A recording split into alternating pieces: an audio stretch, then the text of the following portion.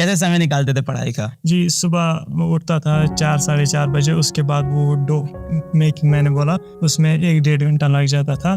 उसके बाद जो रोल करते हैं हम रोटियाँ, उस वक्त मैं स्टैंड पे फ़ोन सामने रखता था और जो पिछले दिन का लेक्चर होता था वो रिवाइज करता था, चाहे फिजिक्स का हो के। आवाज आ जाती थी वहाँ शोर में मार्केट के? ईयरबड्स लगा के। ईयरबड्स लगा के? जी, तो लोग बोला करते थे कि भाई देखो तुम्हारी बहन ने कितना अच्छा पढ़ा, तुम ही नहीं पढ़ रहे, गाने सुनते रहते हो सुबह सुबह यहाँ पे। तो पापा बोलते थे कभी कभी कि मत किया करो ऐसे, फिर वो लेकिन जब दीदी उन्हें समझाती थी कि लोगों का नहीं सुनना चाहिए तो उन्होंने भी फिर कभी नहीं बोला कि ऐसे मत पढ़ा करो यहाँ पे। तो उन्होंने भी बहुत सपोर्ट किया है, मतलब कि वो कोई काम नहीं कर पाते लेकिन फिर भी किया। मेरी माँ वो बोला मैंने रेमेटॉइड अर्थराइटिस है उन्हें, और उन्हें भी कोई काम, मतलब जब वो डॉक्टर के पास जाते तो बेइज्जती कर देते उनके डॉक्टर के, आप ठंडे पानी में हाथ ही क्यों डालते हो, लेकिन वो फिर भी बहुत हेल्प करते हैं हमारी।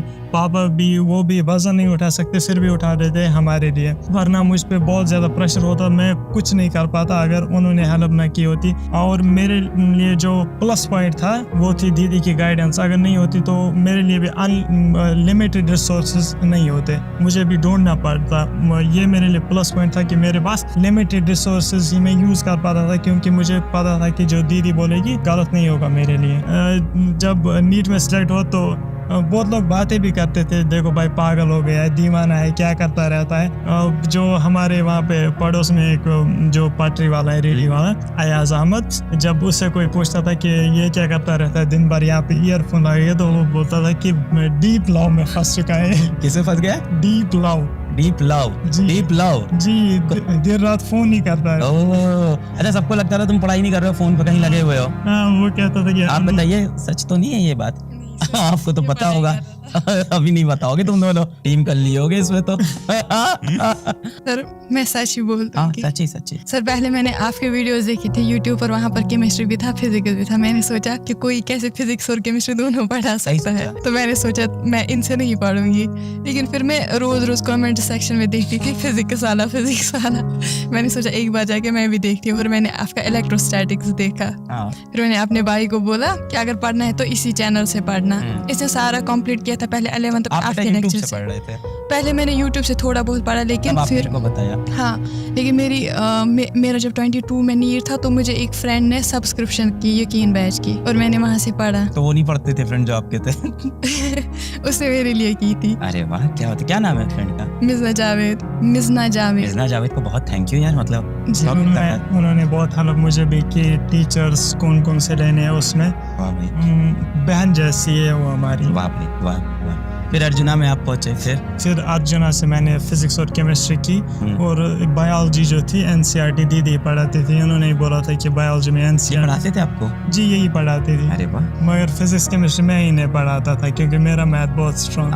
अच्छा, आप लोग ने कोई स्टोरी देखी थी कश्मीर से, कोई सिलेक्शन हुआ पीडब्ल्यू से, आप लोग को पता चलता है?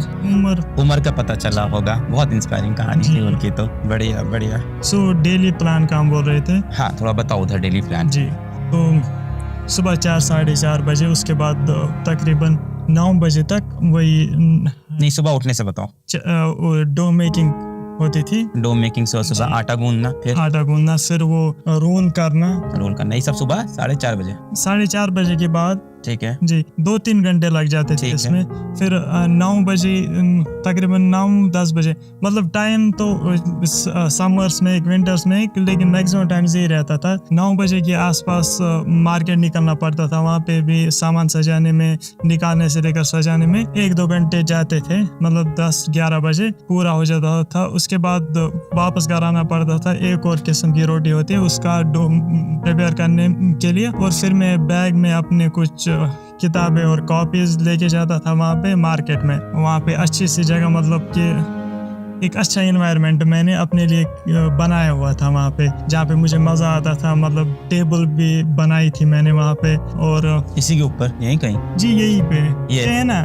हाँ, इसी में आप पढ़ते थे? यहाँ इसी पे, ये वाली जगह। फिर हाँ, वहीं पे मैं पढ़ता था। टेबल लगाई हुई थी, तो जो भी क्वेश्चन प्रैक्टिस थी रफ पे वहीं पे करता था, और कॉपीज भी वहीं पे बनाता था मैं। टेस्ट बस टेस्ट के दिन पापा थोड़ा काम कम कर लेते थे, मतलब कि बेकर शॉप में भी कम ही काम करते थे उस दिन, तो मैं घर आ जाता था, घर में ही टेस्ट देता था। टेस्ट को सीरियसली लेते थे बहुत? जी बहुत सीरियस देता था। सारे टेस्ट देते थे? जी सारे टेस्ट। जब अभी छूटा है, सिलेबस नहीं कंप्लीट हो पाया तो? नहीं, मुझे मेरा हमेशा होता था, क्योंकि जो मैं हमेशा डायरी मेंटेन करता हूँ, तो डायरी में मैं दिन में किस टॉपिक का कितना पढ़ा वो देखता हूँ। तो उसके बाद जो होता है, जब मैंने एक टॉपिक ख़त्म किया तो मुझे पता है कि पहली बार पढ़ने में मुझे कितना टाइम लगा, तो जब मुझे अगली बार उसे रिवाइज करना है तो मुझे पता है कितना time, for example rotational motion में पहली बार 50 घंटे लगे, मुझे पता है कि 30-35 घंटे लग ही जाएंगे।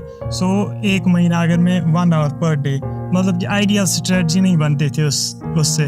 वो आइडिया भी दीदी ने ही दिया था कि आप डायरी मेंटेन करो हमेशा। और उससे एक और चीज़ होता है, जब एग्जाम के पास आप होते हो तो आपको लगता है कि शायद सबने पढ़ा है, मैंने ही नहीं पढ़ा है। जब आपके पास पूरा प्रूफ है, रिकॉर्ड है, जी आपने भी पढ़ा है, तो कॉन्फिडेंस आती है कि सब की तरह मैं भी हूँ। जब दिल टूट जाए, मैं एकदम समझता हूँ आपकी फीलिंग, जब कभी कभी लगता है ना कि दिल टूट गया, आँख से आंसू गिरे जा रहे और मन भी करता है रोने का। ऐसा नहीं कि कंट्रोल करना चाहते हैं आंसू, मन करता है कि रोएं, दरवाजा बंद कर दे और इस टाइम कोई बुलाए ना, किसी को फेस नहीं करना है, दरवाजा लॉक करके कमरे के अंदर सिर्फ